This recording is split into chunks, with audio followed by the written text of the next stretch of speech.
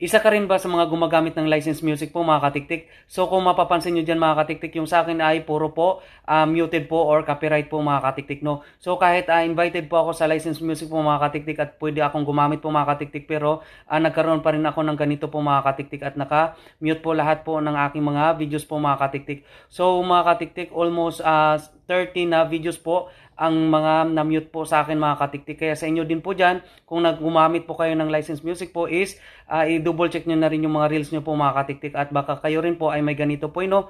So mga katiktik, mag-ingat po tayo sa pag lagay talaga ng mga music mga katiktik, kasi halimbawa yung 1M ko na views po mga katiktik ko, so sayang po.